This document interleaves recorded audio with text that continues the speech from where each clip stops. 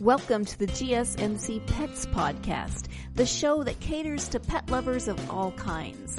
We'll talk about pets on social media, pets doing amazing things, and how to take care of the pets in your life. Whether your pet is a dog, a cat, a llama, hamster, reptile, or something more exotic, you'll find educational and entertaining information on the GSMC Pets Podcast.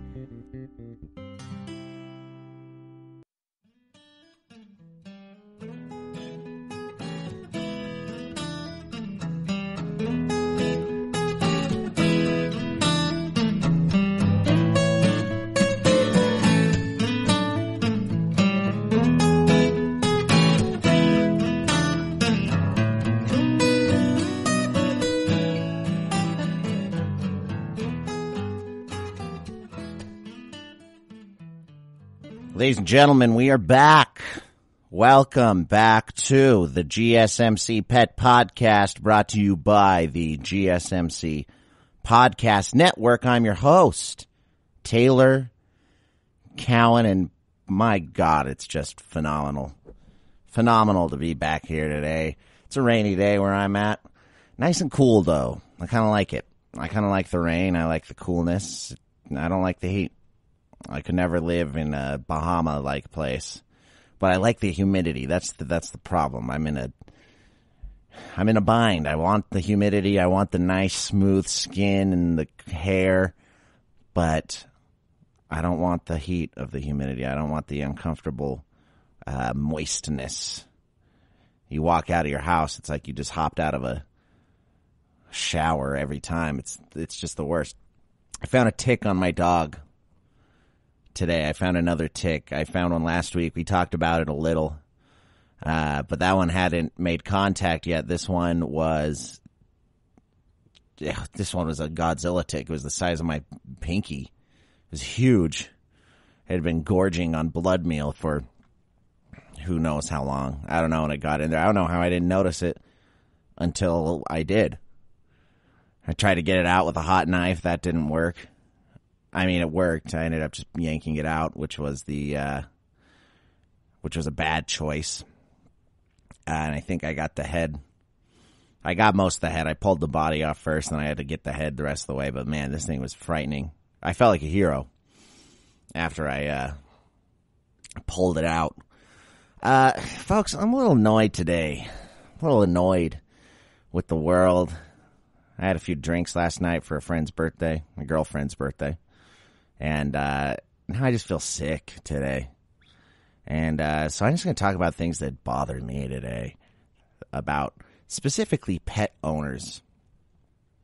So let's get started here. You know, one of the things that bugs me the most is when people talk to their animals with the baby voice. Oh, hey, buddy. Hi. Oh, buddy, blah, blah, blah, blah, blah, blah, blah, blah. Shush, come on. It's a dog. It's a dog. Treat it with some respect. How about that? The dog doesn't want to be disrespected with baby voice, with the high-pitched baby chatter. It knows, too. It knows when it's being disrespected. And, it doesn't care either way how you talk to it. It's going to enjoy, it just wants to be with you. You don't have to, patronize it with a baby voice. Give me a break, man. Give me a break. Baby voice really bugs me. And, on that same note, the baby voice, it also bothers me. You're not its mommy or daddy. It's not your child. You're not its mommy or daddy. Stop pretending like you are. It's a dog. Train it, teach it to sit, teach it to come. And I don't know. These are the same people at birthday parties for their dogs. I'm his mommy. Hi, baby. Hi, baby. Hi. Ugh. Ugh. You're worse than the dog park people who try and talk to me too much. I don't want to be spoken to at the dog park when I'm there with my dog. I want to throw the ball, leave in peace. And I don't want you to come up to me and say, hey, is that your baby over there? No. That's my Australian Shepherd. It's 2 years old, which makes it like 14 in human years old. I think that's true. Is that a myth? Let's look this up real quick. Because I feel like that's a myth. I mean, they're still 2 years old. Let's just say people are always like, well, 1 dog year is 7 human years. Like, nah, that doesn't make sense. Dogs just don't live as long as people. How about that? Let's just say that. It's not 7 human anything. They say that about, I don't know. You know, if you said that about a giant clams live for 200 years. Is 1 giant clam year 7 human years? None of that makes sense to me. I'm not even going to look it up. Stop saying that. 1 dog year or 1 human year is, get this, 1 dog year. 1. Another thing that bothers me, though, that dog owners do or don't do, pick up after your dog. Especially when it does its business in someone else's yard. I see people, they just let their dog do it in someone else's yard and they walk away. It's disgusting. People step in it.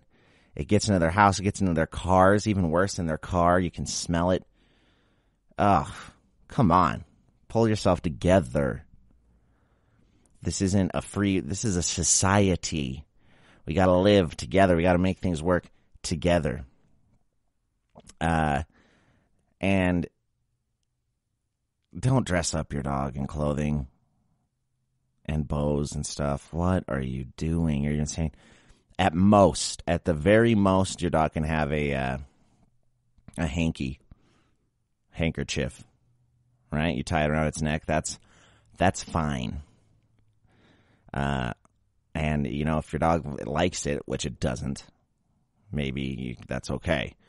But you know, most dogs aren't into that. Most dogs don't want to wear clothes. They don't want to wear clothes, okay? They don't want to wear a 49ers jersey, and they don't want to wear... They're hot. Don't you understand? They are hot. They've got a thick coat of fur. They don't need a jacket on top of that. What else do dog owners do that bothers me? If your dog barks, bring it inside. I have neighbors' dogs who just bark all the time, all night long. Not all night, but all day. Same thing. I mean, you know, I might need to take a nap. Who knows? If your dog's a barker and it can't stop, bring it inside. And don't leave it just tied up. If you got to tie it, get a fence. Dude, come on. Pull it together. Pull it together, people. I don't want to ever hear stories about your dog. No offense. I just don't care. And don't let your dog jump up on people. If your dog's a jumper, you put him away. You put him away in the house. Don't name your dog after your hobbies, like, I don't know, Shakespeare or something. No one likes that. No one wants to. I feel like it's just a way for you to insert whatever you're interested in that no one cares about. So you can be like, well, this is why he's named Shakespeare. You see, when I was in college, I did this and this. No one cares. Don't throw your dog a birthday party. I've talked about this one a lot. No one wants to go to your dog's birthday party. No one wants to go. I like cake. And then they bring this dog cake to the thing. It's like, this is specially made for dogs only. It's like a giant circular dog treat. It's gross.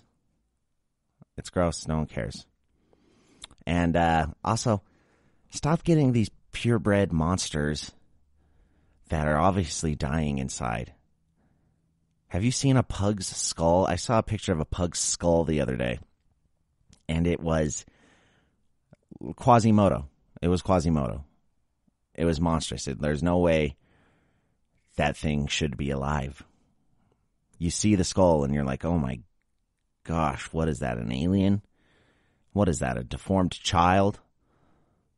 No one wants to see that. Folks, we're going to take a quick break here. When we get back, we'll talk about more animal things that people do that bother me, because I just need to get it off my chest today. That's what needs to happen. Talk to you. You really can't underestimate the importance of having the right creative work for your brand or your product. Whether it's a logo, a website, a book cover, or an ad campaign, you really need a quality design to make that big difference pop and deliver your overall engagement and success in a competitive market. That's where Design Crowd comes in. Design Crowd has over 750,000 designers from Sydney to San Francisco, ready to help you with awesome creative ideas. They make crowdsourcing work for you.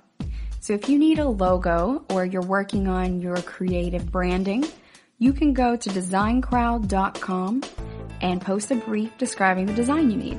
And then within about 2 to 7 days, you'll receive up to over 100 different designs from designers around the world.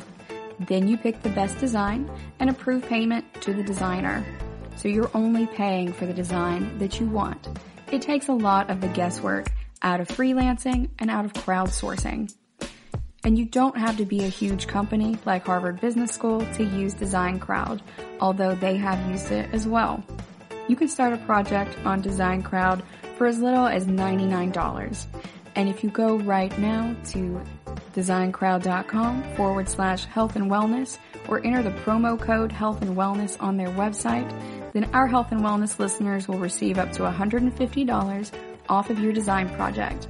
That's designcrowd.com/health and wellness or entering that promo code health and wellness.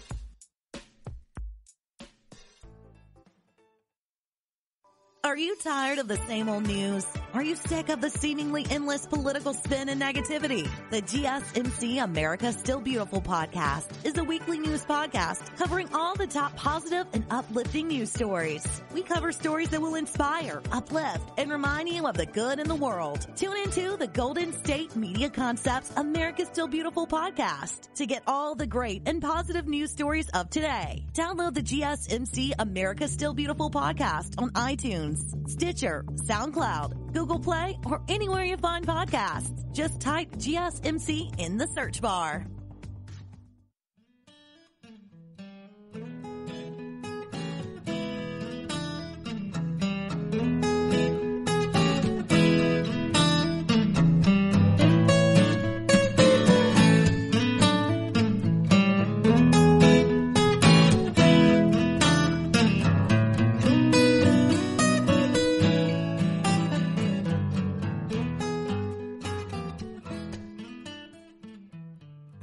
And we're back, folks. We are here. We're doing the pet podcast. I settled down a little bit during the break. I took a deep breath, took a little break, hung out for a minute.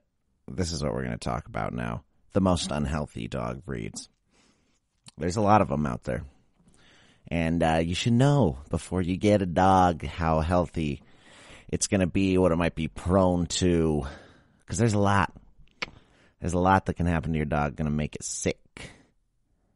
So let's start with this list here. I got a list up here as always. You know me. I'm a list guy. I like lists. Number 1 on the list is the Doberman Pinscher. Yes. If you're willing to have a Doberman Pinscher, then you should be very aware of their great range of problems.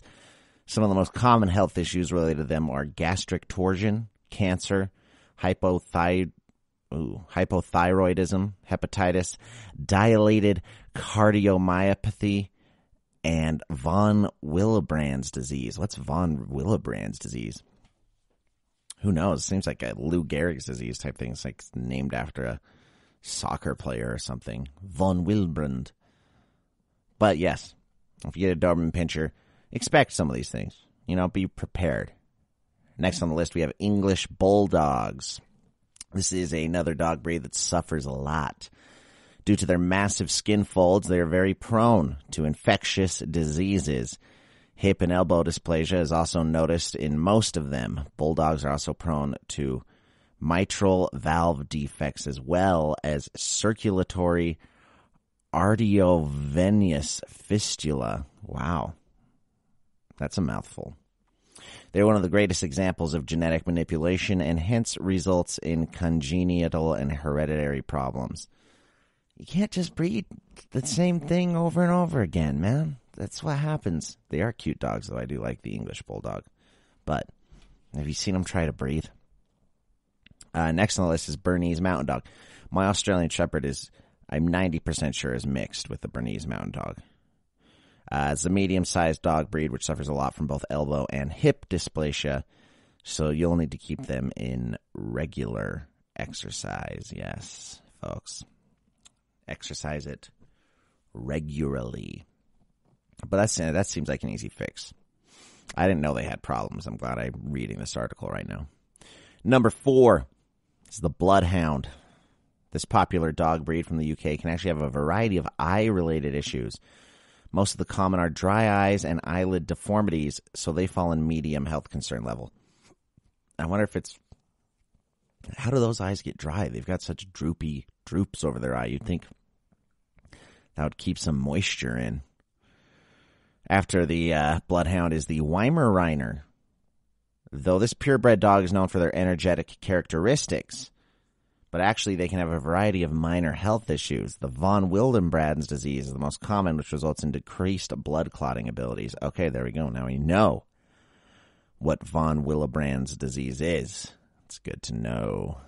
Next on the list is the Chow Chow. The breed originating from China is very popular all over the world now, but these cute chows actually suffer from a whole range of serious orthopedic issues. Most of the breeders, that's why go for CHIC certification, CHIC certification. I don't know what the CHIC certification is. I'm sure it's fine. I'm sure it means something. Next on the list is the Rottweiler. Generally known as a very active dog breed, but have a high rate of health concern level. They can suffer from epilepsy and osteochondrosis. Osteochondrosis is geez. Let's try and say that word again. Osteochondrosis is a degenerative bone disease. There we go. I got it out. So keep an eye on your Rottweilers. Their bones start to degenerate. We got the Labrador Retriever here, one of the most popular dog breeds around the world because of their high intelligence level and social behavior. Now, this dog breed is very prone to cancer and EIC, exercise-induced collapse. This is a screenable genetic syndrome, so don't exercise it too much. You might fall down. Give him a break, man. He's just a dog. We got the Basset Hound here. This French-originated dog is a purebred one and are very gentle and friendly. They mainly suffer from a wide range of genetic diseases such as bloating and von Willebrand's disease, so you should always go for a responsible breeding.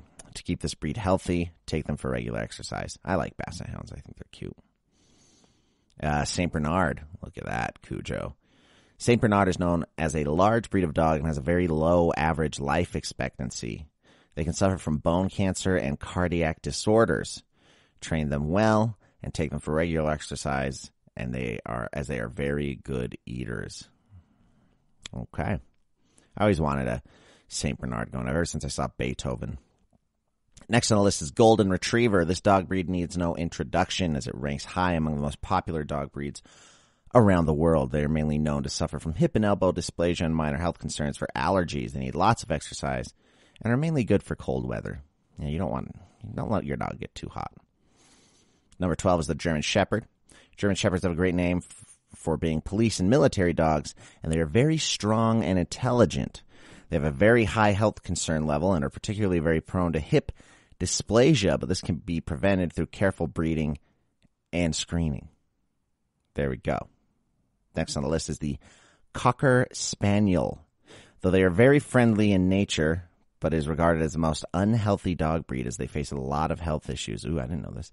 They are prone to heart disease, liver disease, epilepsy, and also a variety of orthopedic issues. Keep them in regular activity, and that will keep them a bit healthy. So if you have a Cocker Spaniel, plan on its demise. Number 14 is the Pug. This small and cute dog breed have a very high chance of heart stroke. After a certain age, they also suffer from breathing problems that makes them very stressful. They can also suffer from hemivertebrae and pug dog encephalitis. I was talking about their skull before we went on the break. These dogs aren't meant to be existing. They're really cute, yeah, but maybe we should no longer push this dog as a breed that people want, you know? And last on the list is the Chihuahua. This miniature dog mainly suffers from hereditary problems. Luxation of patella, elongated soft plate, and hypoglycemia are in the three main problems. Most of the disease is spotted as they increase in age. It's a long list, folks. And they're all purebreds. It's all purebred dogs that do this. That have all these health issues that are genetic. So maybe think about getting a mutt. Nothing wrong with a mutt, my friends. If you're just in the market for a new dog, head on down to the pound, find one they found off the street.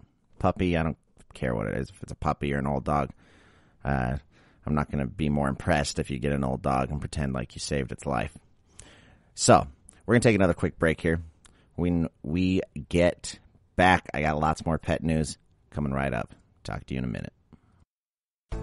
You really can't underestimate the importance of having the right creative work for your brand or your product.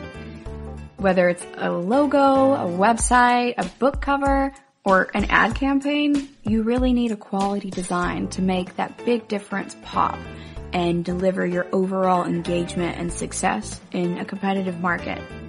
That's where Design Crowd comes in. Design Crowd has over 750,000 designers from Sydney to San Francisco ready to help you with awesome creative ideas. They make crowdsourcing work for you. So if you need a logo or you're working on your creative branding, you can go to designcrowd.com and post a brief describing the design you need. And then within about 2 to 7 days, you'll receive up to over 100 different designs from designers around the world. Then you pick the best design and approve payment to the designer. So you're only paying for the design that you want. It takes a lot of the guesswork out of freelancing and out of crowdsourcing. And you don't have to be a huge company like Harvard Business School to use Design Crowd, although they have used it as well. You can start a project on Design Crowd for as little as $99. And if you go right now to designcrowd.com/health and wellness or enter the promo code health and wellness on their website, then our health and wellness listeners will receive up to $150 off of your design project. That's designcrowd.com/health and wellness or entering that promo code health and wellness.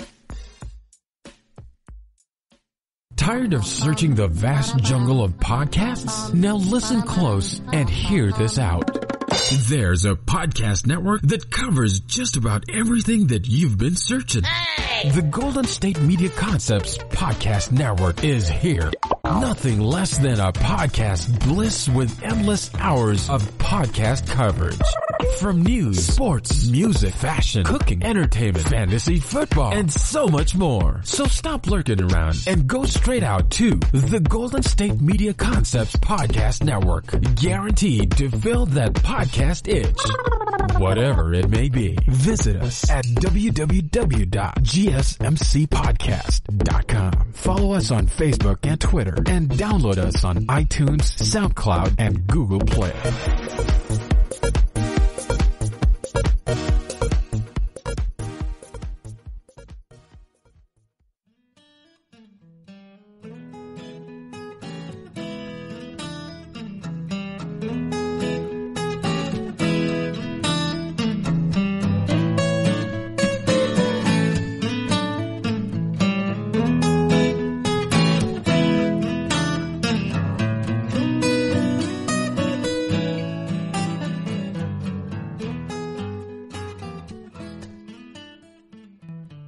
And we're back, folks. I got a story here, hot off the press.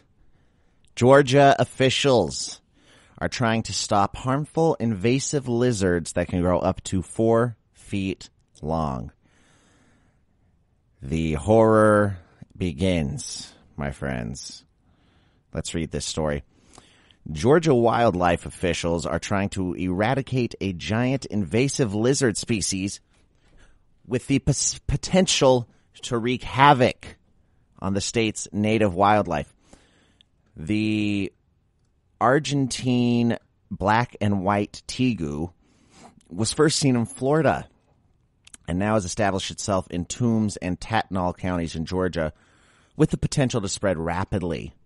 According to the Oriane Society, a nonprofit dedicated to the conservation of reptiles and amphibians, John Jensen, a biologist with the Georgia Department of Natural Resources Wildlife Conservation section, explained in a YouTube video that the lizard can grow up to 4 feet long and can have negative impacts on our native species. 4 feet long? Gross, dude. I'm looking at a picture of it right now in like a little tub, and it's big and scary looking. It's got a weird shaped body. It kind of looks like an hourglass with three containers for sand. They eat just about anything they want, plant and animal matter, and one of their favorite food, it's eggs from the ground nesting animals such as gopher, tortoises. Gophers lay eggs? What? Gophers, tortoises are protected state reptile. The tortoise, he shared, adding that the animal also eats the eggs of turkeys and quail. The Oriane Society noted that this is the 3rd year that the lizard has been found in Georgia, which strongly suggests that the species is able to survive Georgia's colder winter weather. The lizards, which are native to South America, are sometimes mistaken for baby alligators, Jensen said. They are black or gray in color with spots of white and have a banded pattern across their bodies. The Georgia Department of Natural Resources is asking the public to help track the lizards with the hopes of eradicating the species completely. It is critical to remove invasive species early in the invasion process to have the best chance of success.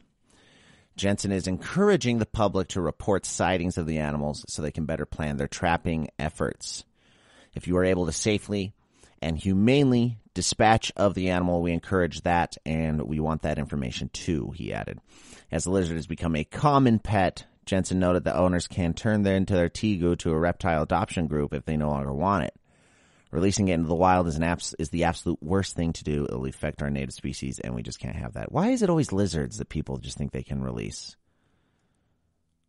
Lizards and snakes, people just release them, and then we have problems. I don't like it. Because I don't like lizards scare me. That's why. Lizards scare me. What other news we have? Over 60 Chihuahuas rescued in time to find homes for International Chihuahua Appreciation Day. So you just learned Chihuahuas have lots of health problems. So glad they could be rescued. More than 60 Chihuahuas in the Bakersfield, California area have been rescued and rehabilitated just in time for the International Chihuahua Appreciation Day on May 14th. In February, several rescue groups partnered to pull the Chihuahuas from an animal hoarding case in the area after the dog situation became dire. 14 of the pups were in the Helen Woodward Animal Center in Rancho Santa Fe. The group of dogs, Chico, Charles, Captain Curtis, Chase, Chappie, Chauncey, Copper, Chadwick, Cash, Calvin, Cactus, Candy, and Cherry, were soon joined by 2 puppies, born to Mom Cherry. Good job, Cherry. The Chihuahua's rescue was imperative due to the number of dogs being kept together and their poor health, a release from the Animal Center said. The dogs had a host of ailments upon their rescue, including respiratory illnesses, skin issues, and physical injuries. In addition to not receiving their routine vaccine and spay/neuter surgeries. 3 months later, however, they are now well on their way to healing, having received medical attention and basic training and socialization. While they may look small, these wonderful pups have shown us their big hearts and taught us so much about overcoming struggle, Dora Dalkey, an adoption service manager at Helen Woodward, said in the release. Really, they taught you a lot about struggle. Okay. They all have very similar looks, but they are all unique and special in their own way and have taken their own time to heal and show their true selves, she continued. We are so grateful to have been put in part of their growth and their bright future ahead. So far, 8 of the 16 Chihuahuas at the Helen Woodward Animal Center have adopted, and 2, Chadwick and Cash, await forever homes. As for the rest, Cherry is taking a break in foster care following the birth of her puppies. Chauncey is receiving specialized medical care for his leg, and Candy and Calvin are working with a trainer to get ready for adoption. Isn't that sweet? Isn't that nice? It's always good to see that Chihuahuas are getting adopted. And on International Chihuahua Appreciation Day, every nation is celebrating every year. Let's do another story real quick before we take a break. It's a girl. Toronto Zoo welcomes giraffe calf nicknamed Baby Long Legs. On Tuesday morning, the Toronto Zoo's 6-year-old giraffe named Mistari welcomed a healthy female calf. The baby is the first for the new mom and the giraffe father, Kiko, 7, who came to the Canadian Zoo from the Greenville Zoo in South Carolina 5 years ago. The zoo has nicknamed the calf Baby Long Legs on Instagram and Facebook, but has yet to reveal the baby's real name. Both mom and her newborn calf are doing well as zookeepers care for the animals while the park is closed to visitors due to the coronavirus pandemic, according to the zoo. This birth is an important contribution to the genetically healthy Maasai giraffe population, especially as Mistari is the most genetically valuable giraffe in North America. Wow. Dolph De Jong, CEO of the Toronto Zoo, said in a press release. Maasai giraffes are under increasing pressure due to the habitat loss and illegal hunting, De Jong added. It is important to educate the public on their plight in the wild and do everything we can to prevent the threats they face and halt declining populations. Mistari's pregnancy was announced on June 21st, 2019 as part of the zoo's World Giraffe Day celebrations. At the time, she was 5 months along in her roughly 15-month-long pregnancy. The zoo launched a new fundraising campaign in response to the growing giraffe family. Looking to better provide for the animals, the Room to Grow campaign will help modify and increase the available space for the endangered animals, as well as improve enrichment, educational, and monitoring opportunities. Our Room to Grow campaign launches today, and we are excited to be working with the Toronto Zoo and our supporters to raise $70,000 to complete this important work for our growing giraffe family, said Beth Gillespie, Executive Director of the Toronto Zoo Wildlife Conservancy. In December 2018, the conservation status of Maasai giraffes was elevated to endangered by the International Union for Conservation and Nature.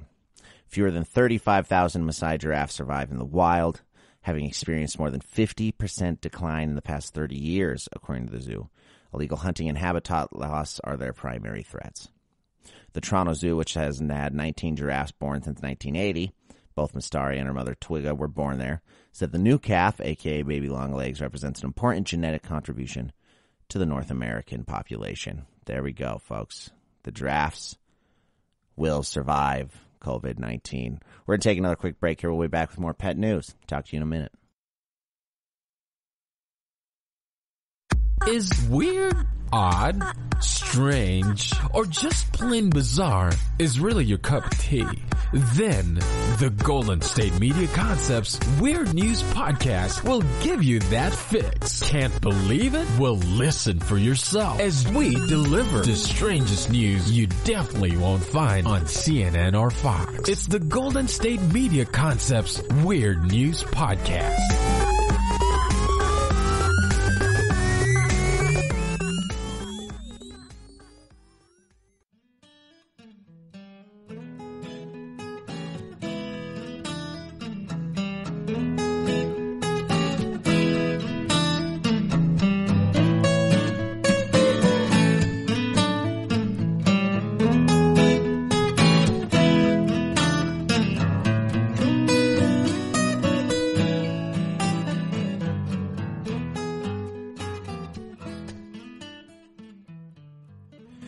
We're back, my friends. Welcome back. We are talking about pet news today. At least for the last half of the show. Maybe we'll switch to something else too. I don't know. I haven't decided yet. If you're adopting a dog in the pandemic, steer clear of puppy mills, the Humane Society warns. The Humane Society of the United States is urging those looking to adopt a pet during the pandemic to steer clear of the hundreds of puppy mills that remain in business despite years of animal care violations. We urge the public not to purchase these dogs from pet stores or websites because puppy mills hide behind these fronts, said Kitty Block, president and CEO of the Animal Welfare Advocacy Organization. We also ask families to consider adopting a pet from a shelter or rescue organization as their first option. Each May, the organization releases the Horrible 100, a report detailing violations at 100 puppy breeding facilities in the U.S. Though many of the breeders are repeat offenders, the organization said its work in encouraging people to avoid these mills is all the more urgent as record numbers of people adopt pets from animal shelters amid lockdowns. In fact, the Humane Society worked with its more than 400 of its shelter partners to facilitate these adoptions. As many families consider bringing a new pet into their home amid the pandemic, it is more important than ever to refuse to support puppy mills and puppy-selling pet stores, and instead help the community by adopting from a shelter or rescue, Block said. There are many animals looking for homes throughout shelters and rescues throughout the country. In fact, this time of year is often called baby season due to the influx of kittens and puppies in shelters. The report, which was released Monday, documented numerous cases of the mistreatment of animals, including sick and emancipated dogs who weren't taken to a vet and puppies who were exposed to extreme cold or heat without adequate housing.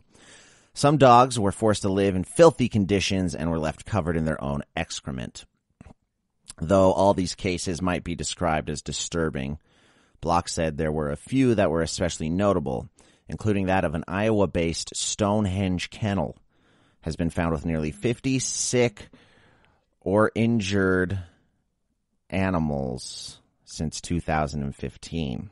Yet it remains USDA licensed, which enables them to sell puppies to pet stores almost anywhere, according to Block. The USDA and Stonehenge Kennel did not immediately respond to NBC News' request for comment. Block also noted that situations for puppy mill dogs may become more dire as agencies have been forced to pause their inspection programs amid the spread of COVID-19, and that since the organization's last report was published, zoonotic disease outbreaks like brucellosis and drug-resistant Campylobacter have become more urgent public health problems. Block attributes the spread of these diseases, which have led to the hospitalization of people, to dealers who fail to properly vaccinate puppies and who perform their own procedures on dogs in lieu of visiting a licensed veterinarian. She is calling for stronger kennel inspection and animal cruelty laws, as well as laws to end the sale of puppies in pet stores. In the meantime, she urges the public to be selective about where they receive a puppy to spend their lockdown with. The joys that a human-animal bond has highlighted during this pandemic should not bring misery to breeding dogs stuck in puppy mills, Block said. When consumers buy puppies at pet stores, they are unknowingly supporting the suffering and neglect of animals in puppy mills. Well, you heard it here first, folks. Don't buy your dog from a puppy mill. Or even from, I don't know. Those dogs are always like $900 anyways at the pet stores. I don't know how you properly vet where your puppy came from if you buy it at a pet store like that. Do they have a sign on the wall? Can you call the place? Can you go visit? Doubt it. I wonder if even the pet stores really vet it, or if they just say, hey, you got a cheap dog, we'll buy it from you and we'll resell it for $1,000 more. Are you kidding me? Go to the shelter. Go to the Humane Society. There's a place around where I live called Best Friends. What is it called? It's where I got my cats. Best Friends Society or something like that. And they have great pets. They tricked me into buying 2 cats. It was a buy one, get one free deal. But yeah, just be careful, you know? And you don't want a sick dog. You'd hate to bring your new puppy home, show it to the kids, and then it starts coughing up blood. You know what I mean? That's never good. We had to put a dog down once because it was so sick. Me and my friends, it was not fun. It was not fun. Tried with a bow and arrow, that didn't work. I had to use a shovel. But, it ended, we did the right thing. It was a very, very sick dog, and it wanted to go. So we did what we had to do. It's what they do to horses, you know. Horse breaks its leg, it's game over. And I wonder if there's like kitten mills too. There's puppy mills. Are there kitten mills? Kittens, I think you get a lot more kittens out of one cat than you get puppies out of a dog. I don't know. I don't know what the rule is here. Now, I'm going back to this news story because I'm seeing contradicting things about everyone adopting pets. Some places, I found an article earlier, and if I can find it again before before this gets boring and dragged out. But the article I read earlier was saying that people aren't adopting as many pets. So which one is it? And also, don't just adopt a pet because you're bored during all this. It's going to be over soon. It seems a little unfair. It's to just adopt a pet because you're bored. Adopt a pet because you want to take care of it, because you have the time. Let's do another news story real quick before we go on break. A guide for first-time pet owners during the pandemic. With everyone home, many people are becoming first-time pet owners during the coronavirus pandemic. Adoption and foster rates are up all over the country. The ASPCA has seen a nearly 70% increase in animals going into foster care through the organization's New York City and Los Angeles foster programs, compared with the same period in 2019. Best Friends Animal Society, that is world nationwide, has also seen a surge in the numbers of fosters and adoptions nationwide, because sheltering in place has allowed people the time to tend to a new cat or dog. When the pandemic first hit, unprecedented number of people signed up to foster animals, said Julie Castle, the chief executive of Best Friends Animal Society. Some shelters completely emptied their kennels for the first time ever. In the middle of a crisis, many groups saved more lives than they ever had before. As we start to open up our communities, there is no reason we cannot keep these positive gains we made during the pandemic. It is a great time to adopt because you can really get to know the pet's needs before returning to a more normal routine, Ms. Castle added. Many first-time adopters who have been working from home with their new pets for the last few weeks have discovered the secret reality of what dogs and cats really do all day. They mostly sleep, with a bit of eating and playing mixed in.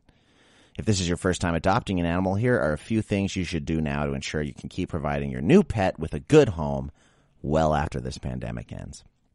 Pet-proof your home. Make sure there are no hanging cords from blinds that can get wrapped around your pet's neck.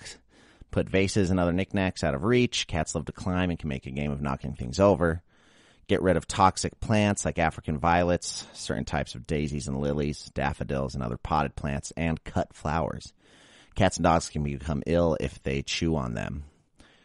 Socializing your new pet. According to Becky Robinson, the president and founder of Alley Cat Allies, it's a tongue twister of a name, a nonprofit advocacy group based in Bethesda. Jeez, I cannot read today. Cats need a routine and they need to get to know you and your family. Having more time home now could make it even easier to bring in a new kitty, she said. She recommends adopting 2 cats, but only if they're bonded. They can keep each other company when you're not home. But some cats prefer to be alone and may even be happy when they have the place to themselves after you leave. Dogs need lots of walks. Take your puppy for walks while maintaining a safe social distance, said Kathy Mahaley, a dog trainer and animal behavior counselor on the ASPCA's behavioral science teams. Mix up your routes, go on all types of weather, walk on different types of surfaces so your puppy continually experiences new things. Keep at least 6 feet away when walking past other people and dogs. It's unusually quiet in many cities these days, but it's still important to get your pet used to the outdoor sounds. Play sound bites of traffic, crowds, and other animal noises. Turn them on right before your puppy enjoys mealtime, treats, or fun play sessions. Mrs. Mahaley said, start with the volume at a low level, increasing it just a little every day. You can also dance, sing, cheer, and clap in your home so they get used to these experiences too.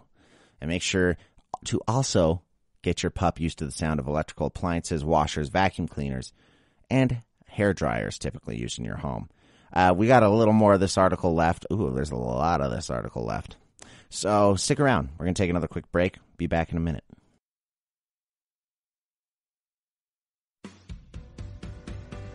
The Golden State Media Concepts Travel Podcast, the show that gives you advice on everything travel. We explore places you've always wanted to go, as well as giving tips for traveling in those places. We'll give you advice on the best sites for travel tips, information, and discounts. Join us as we travel the world, explore cultures, and meet new people. The Golden State Media Concepts Travel Podcast has got you covered. Download the GSMC Travel Podcast on iTunes, Stitcher, SoundCloud, Google Play, or anywhere you find podcasts. Just type GSMC in the search bar.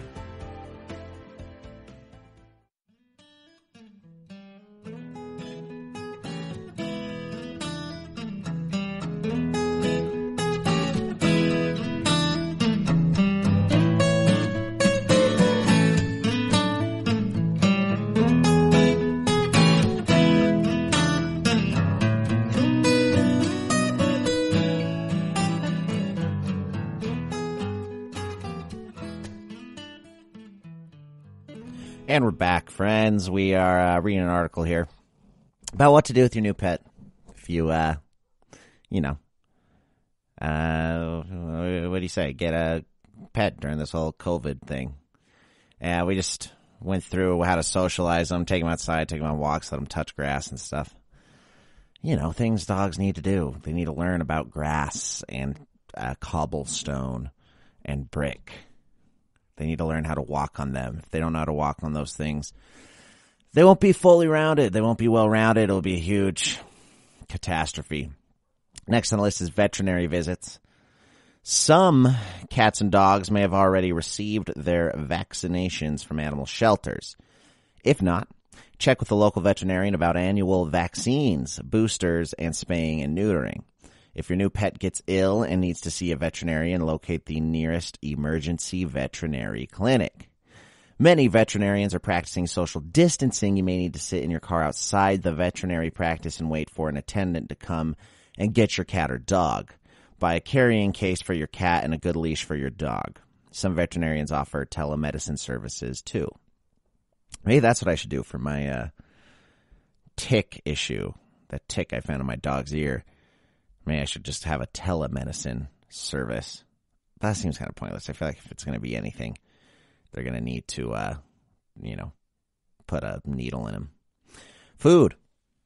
Talk to your pet's veterinarian about appropriate foods to feed your new companion. Many brands offer kitten, adult, puppy, and senior varieties. Though you may be tempted to spoil your pet, limit treats and don't overfeed it. Ms. Robinson suggests establishing a feeding schedule before you go back to work. Good. Feed your dog well. Treat it well. Exercise and entertainment. Boredom and excess energy are two common reasons for undesirable behavior in pets, Ms. Mahaley said. Go for walks, runs, and hikes with your dog or play interactive games like fetch. Cats love to play in cardboard boxes and paper shopping bags with the handles cut off. They also enjoy chasing laser lights, but don't shine the light into their eyes. If you give them the chance, cats will entertain themselves and get plenty of exercise even while you're away, Ms. Robinson said. This is especially true for younger cats who have more energy. Create a cat jungle or cat tree with places to climb and jump. Or just let them outside. That's the free exercise. Cats love outside. My cat doesn't want to do anything else anymore. She just sits at the window and waits, and then I open the door and she zips right out. Grooming. Cats often groom themselves. However, brushing them once a day is a great way to bond with your cat. You want to make sure your cat's claws are trimmed. Ask your veterinarian how to trim nails or watch an online tutorial. Some cat sitters will clip them for you. Cat scratching posts help trim sharp claws and will save your furniture. Yeah, my cat's really messed up a piece of furniture we had here in the house, and it's not pretty. The foam's all hanging off and everything. Dogs should also be brushed. If you have a dog with fur, like a poodle or another breed that doesn't shed, you might want to schedule a visit with a groomer. It's okay to let your dog's hair grow while we're in lockdown. The ASPCA recommends bathing your dog at least once every 3 months, though some dogs require more frequent baths.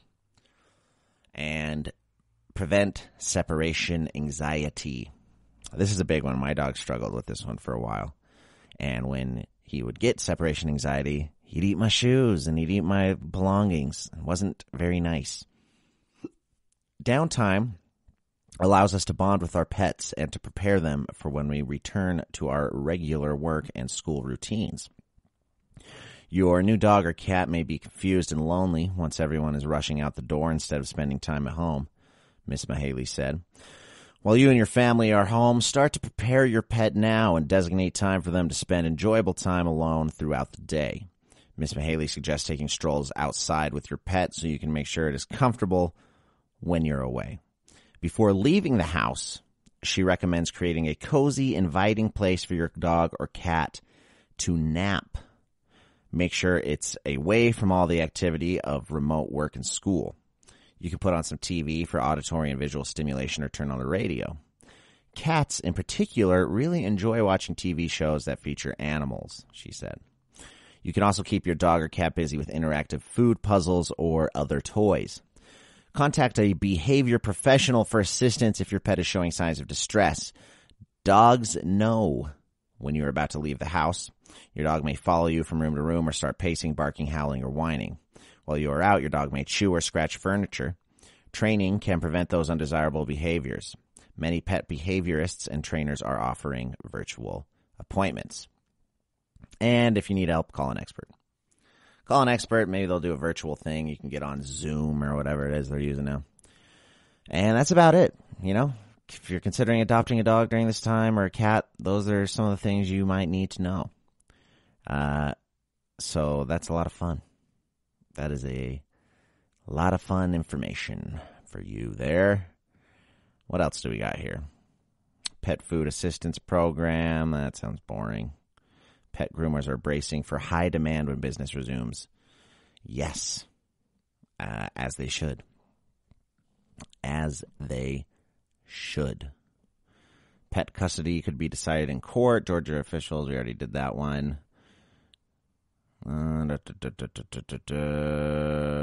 SARS and the pets. Pet Rottweiler attacks a 5-year-old girl. Oh no. A ferocious pet Rottweiler dog broke chain and attacked a 5-year-old minor girl while she was eagerly waiting her father to return from a grocery store in the courtyard of her house on Thursday evening. The landlord and the dog owner mischievously gave command of chew to the dog, after which it got aggressive, broke chain, and attacked the girl. The girl, who was waiting that her father would bring sweets for her, sustained 8 to 10 severe dog bite injuries on her ribs, legs, and abdomen, and was undergoing treatment at a private hospital. Put it down. Sorry, that's my opinion on that. If your dog attacks people, it gets put down. That is just the way it has to be. I'm sorry. The human wins. And it's probably not a nice dog anyways. Rottweilers are big, too. The little girl, that's no good. That's no good, is it now? Let's see what else we got here. Angel, the Staffordshire Terrier, is looking for a forever home. Let's take another quick break here. And when we get back, we will finish off the episode. Talk to you in just a minute. Want to find out what movies to go see? Then check out the GSMC Movie Podcast. It's your ticket to the latest movies, whether it's a new blockbuster event, romantic, comedy, or action flick. This show has got it all covered. They talk some what to go see now, don't bother, what's hot on Netflix, and everything in between. That's GSMCpodcast.com/movie-podcast. When it's all about the movies, it has to be this new show. Don't forget to like them on Facebook and follow them on Twitter. Visit GSMCpodcast.com for more info.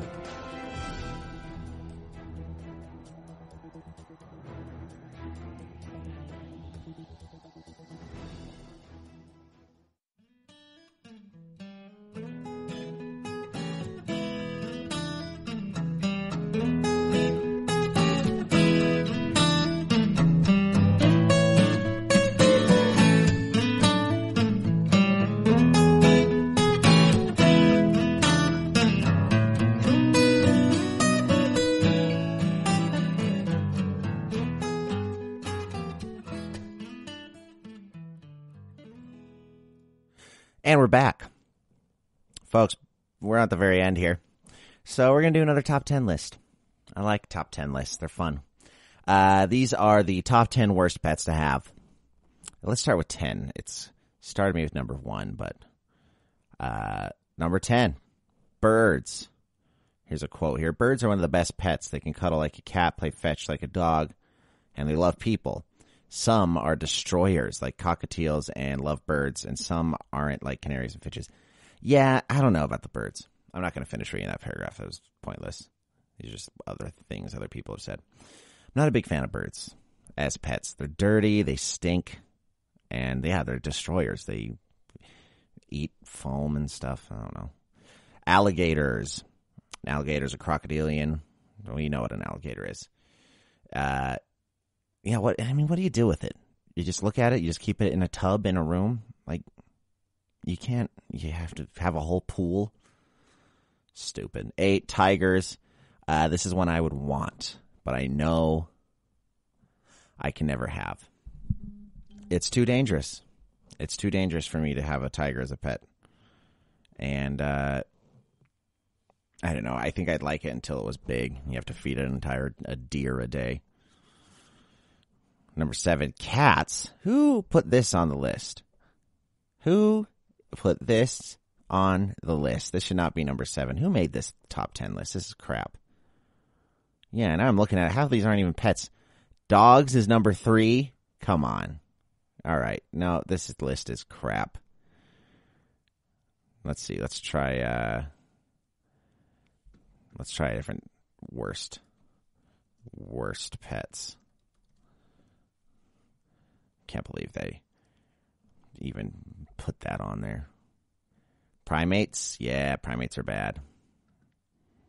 Primates are bad pets. That's number 1 on the list. They just ruin your house.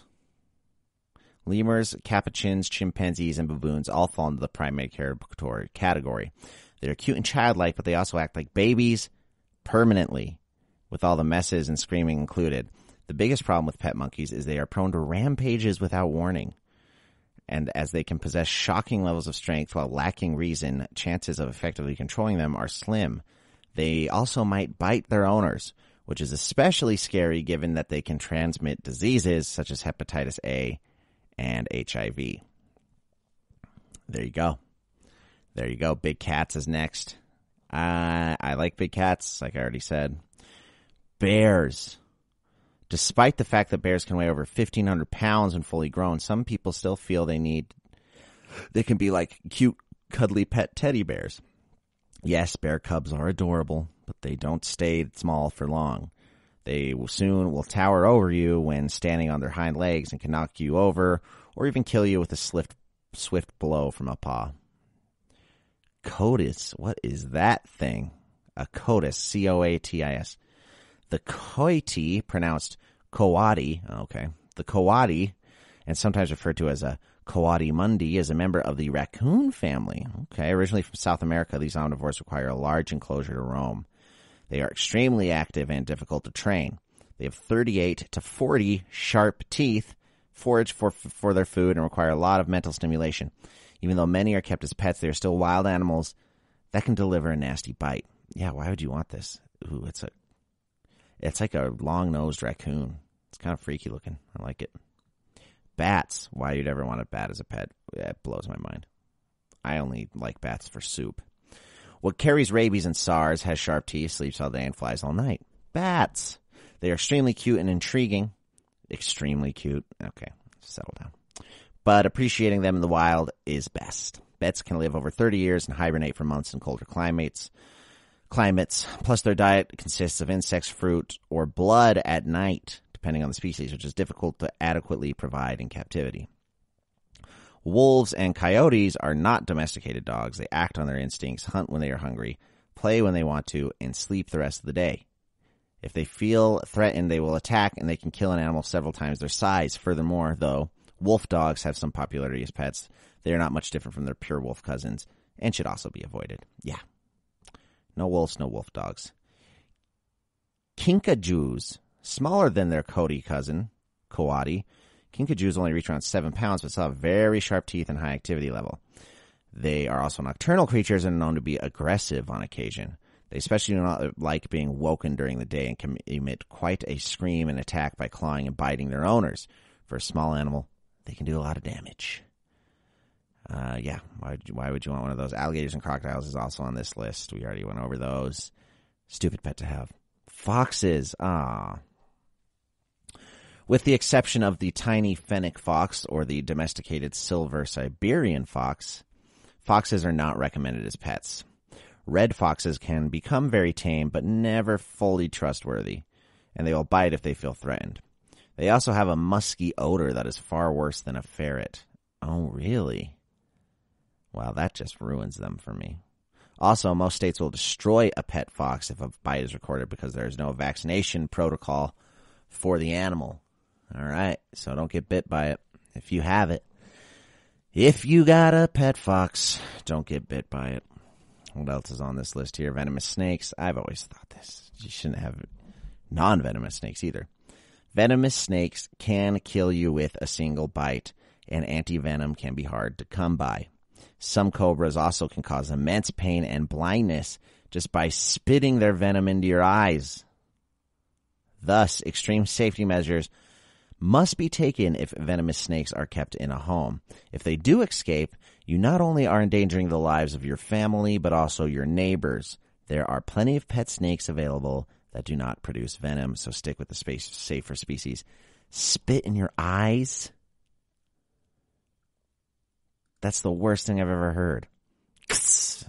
Covers your eyes. It's like that scene in Jurassic Park when Newman steals the samples, the DNA samples, and gets caught up by that lizard. Just covers his eyes in ink or whatever that is. He can't get it off. He does that scream. And he rolls down the hill. And the thing eats him. He gets ate. My friends, you don't want to mess with that. You don't want to mess with the Cobra Con. All right, folks, that should do it for today's episode. Thanks for tuning in, as always, to the GSMC Pet Podcast. Remember to head over to our Twitter page. Follow us on Twitter. Follow us on the Facebook. Follow us on the Instagram. We don't have a TikTok. We should have a TikTok. Everyone should have a TikTok. Yeah, maybe they're owned by the Chinese and they, I don't know, steal your information. Maybe don't. We will never have a TikTok. How about that? I'll say it here first. If you're listening on Apple Music or wherever you listen, if there's an option to leave us 5 stars, leave us 5 stars. Leave us top review, whatever it may be. Because we need it. We need your support. We need your help. And again, one last time, thanks for tuning in to the GSMC Pet Podcast, brought to you by the GSMC Podcast Network. I'm your host, Taylor Cowan. I like you more than a friend. Good night. You've been listening to the GSMC Pets Podcast, part of the GSMC Podcast Network. You can find this show and others like it at www.gsmcpodcast.com. Download our podcasts on Apple Podcasts, Stitcher, SoundCloud, and Google Play. Just type in GSMC to find all of the shows from the GSMC Podcast Network. From movies to music, from sports to entertainment, from business news to weird news. Follow us on Twitter and Facebook. Thank you, and we hope you have enjoyed today's podcast.